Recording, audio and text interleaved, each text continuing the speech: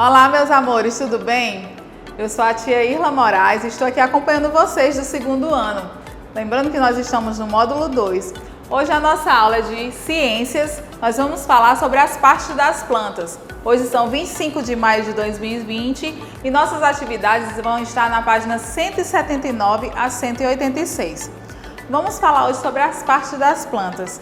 Será que vocês sabem que partes são essas? Vou esperar vocês me darem essa resposta. Muito bem! Nós temos a raiz, o caule, as folhas, os frutos, não é isso? Vamos começar.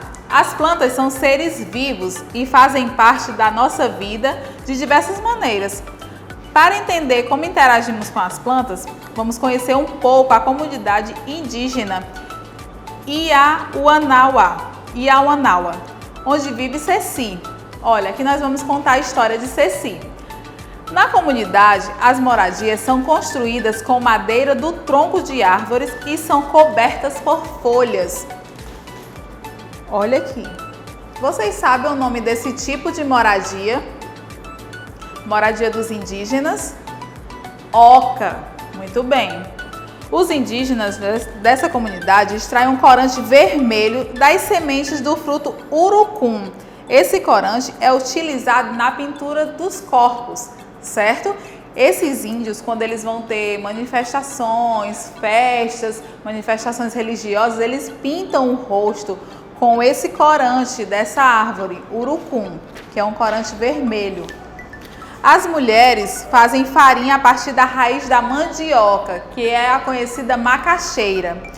Essa farinha pode ser usada para o preparo de beiju, que é um alimento da cultura indígena. Ele é muito parecido com tapioca.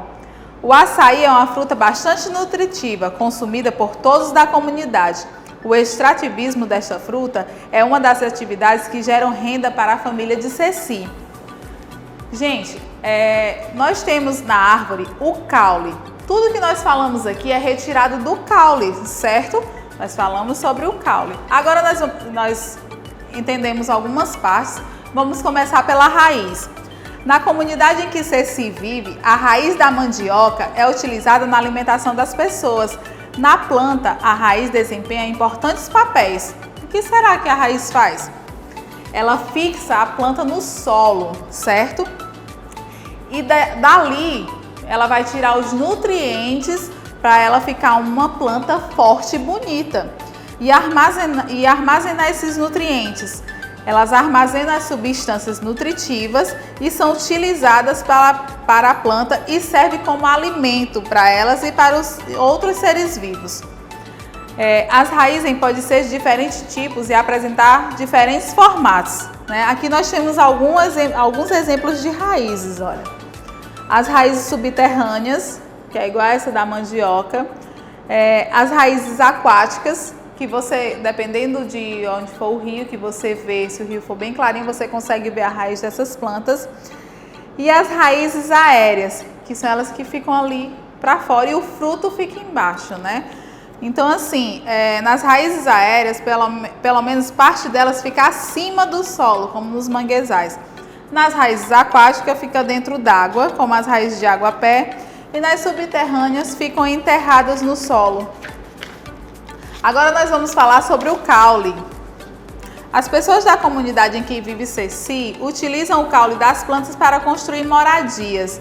Nas plantas, o caule desempenha importantes papéis. Vocês lembram que eu falei lá?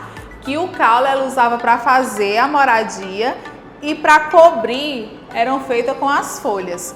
Então, para que serve o caule? Para transportar e distribuir. O que é que ele transporta? Ele vai transportar e distribuir substâncias em toda a planta. Lembra que eu falei da raiz? A raiz tira aquele nutriente lá da terra e o caule vai servir para transportar, para chegar lá em cima, nas folhas e no fruto. É a sustentação. O caule sustenta outras partes da planta, como as folhas, as flores, os frutos, e ele armazena. Alguns tipos de caule, vocês já viram cactos? Os cactos, eles armazenam água ali, por isso que você não precisa ficar regando sempre um cacto.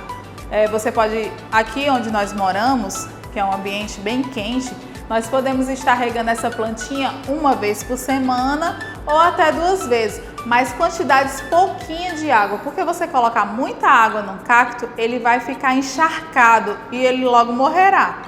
Assim acontece com as suculentas, que são essas plantas também de desertos, de ambientes quentes. Então você não pode colocar muita água nessas plantinhas.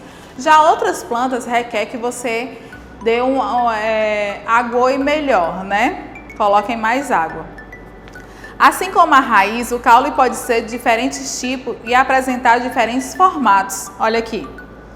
Aqui tem os caules aéreos, que se desenvolvem acima do solo, como o caule da mangueira. Os caules aquáticos desenvolvem dentro d'água. E os caules subterrâneos, que se desenvolvem no interior do solo. Certo? Nós vamos ter uma atividade na página 183 falando sobre caule raiz. 183 e 184. Depois nós vamos falar sobre as folhas. As folhas, as moradias da comunidade de Ceci são cobertas com folhas. Falei lá no início, vocês lembram disso, né? Nas plantas, as folhas desempenham papéis importantes. Vamos ver o que é que essas folhas fazem? Trocas gasosas. O que são isso, tia? As folhas são o principal local de trocas gasosas nas plantas. É por meio dessas estruturas que as plantas absorvem e eliminam gases no ambiente.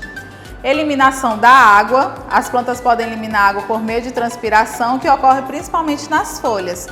E a produção de alimento. A fotossíntese ocorre principalmente nas folhas, por isso essa parte da planta é o principal local de produção de alimento. As folhas podem representar diferentes tamanhos e formatos, certo? Aqui vocês vão ligar, ó, quem é inteira, ou seja, não apresenta divisões. Vocês vão ver de qual dessas folhinhas a tia está falando. E a outra, quem apresenta divisões, formando estruturas menores. Então vocês vão ligar qual que está correto. E vamos falar das flores. O urucum, vocês lembram para que serve o urucum? Para que os indígenas usam? Muito bem, para pintar a pele nos dias de festividades ou manifestações religiosas. Ele é utilizado na comunidade e é o fruto do urucuzeiro, uma árvore que apresenta flores rosadas. Olha, se você ver aqui na imagem ao lado, olha como a flor dessa planta é bonita, né? Nas flores são encontradas as estruturas masculinas e as estruturas femininas da planta, e nelas são formados os gametas. Para ocorrer a polinização, o gameta masculino precisa ter contato, chegar até a estrutura feminina, certo? O grão de pólen precisa ser transportado até as estruturas femininas da flor, com a ajuda do vento, da água e de animais. Um exemplo bem conhecido, a abelha. Ela faz essa polinização, isso sim. As plantas são polinizadas por animais geralmente apresentando formatos, cores, cheiros e substâncias nutritivas. Olha aqui, tem exemplos aqui. A abelha polinizando a flor, o beija-flor e o besouro bicudo, certo? Esses são animais que fazem essa polinização. Nós vamos ter atividade na página 189. Vocês vão falar sobre o que a tia falou lá naquela hora, sobre as flores. Aqui, essa atividade vai ser sobre as flores. E por último, vamos falar sobre os frutos e sementes, certo? Na comunidade de Ceci, as sementes do urucum são utilizadas para pintar o corpo. Lembra que eu falei, né? As sementes geralmente são encontradas no interior dos frutos. Tanto as sementes como os frutos podem ser utilizados pelos seres humanos. Eu vou ler um poema para ver se vocês conseguem identificar alguma coisa.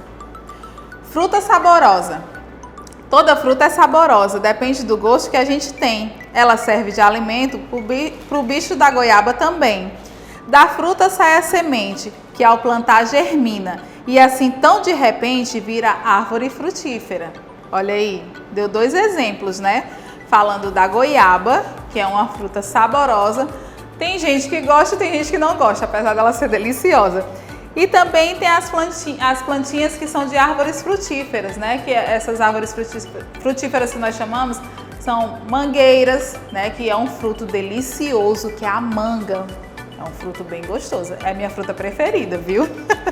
Nas plantas, os frutos geralmente envolvem e protegem as sementes. Os frutos podem apresentar diferentes formatos e cores, certo? Aqui é o açaí, utilizado como alimento por diferentes animais. Olha, e é uma delícia o açaí, né? E aqui é o caqui. Gente, para quem não sabe, caqui é um tipo de tomate também, viu? Eu não sabia. A semente é a parte da planta que pode dar origem a uma nova planta. Para que isso ocorra, para a semente germinar, o que é que nós podemos fazer? Nós vamos plantar essa semente para a plantinha crescer e virar uma árvore bem bonita, certo? A raiz é que vai captar os nutrientes e o caule vai transportar para deixar essa árvore bem frondosa. O número de sementes nos frutos também pode variar. Alguns possuem apenas uma semente, enquanto outros possuem muitas delas. A manga é um exemplo, ela só tem uma semente. É um caroço assim grande, né? É uma semente só. Já o mamão, melão, melancia, tem várias sementes, não é isso? E vocês vão ter atividades na página 192 até a 194, certo? Na 192, vocês vão responder no caderno. Vocês vão observar a imagem e dizer o que o animal está fazendo e como o animal da imagem pode ajudar a espalhar as sementes no ambiente. Sementes dispersas pelo ar. Os frutos do dente de leão são leves e possuem estruturas semelhantes a uma pluma. Sementes dispersas pela água. O coco flutua na água, facilitando sua dispersão pelos rios, mares e oceanos. E temos a atividade na página 193 e 194, certo? Espero receber de vocês o nosso retorno lá no nosso grupo de WhatsApp. Beijos!